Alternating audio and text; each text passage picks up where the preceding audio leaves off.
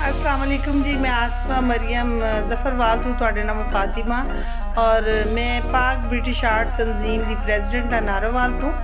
अज मैं तुहाडे नाल जी गलबात करनी है वो इस बारे च कि साढ़े बहुत अच्छे मित्र बड़े अच्छे दोस्त गुजरावाला तो जिन्हों का ताल्लुक है असगर पहलवान रहमानी साहब। उन्होंने एक न्यूज़ चैनल का आगाज़ किया HD news channel Rahmani news channel का।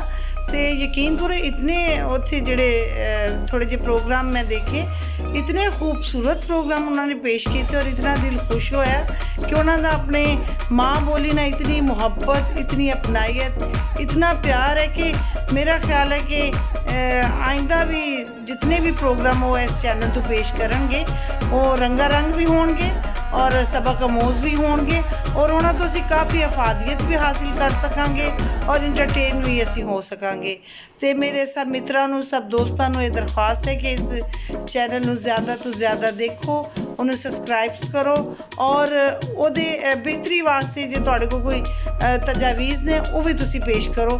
तो मेरा ख्याल है कि रहमानी भाई इस तो इस्तेफादा हासिल करेंगे और इस चैनल को कामयाब करने वास्ते साडा साथ उन्हां दे नाल बहुत ज़रूरी है और मेरी उन्हां वास्ते दुआ है कि अल्लाह ताला उन्हां नूं बहुत ज़्यादा कामयाबी अता करे, बहुत ज़्यादा तरक्की करे उन्हां दा चैनल।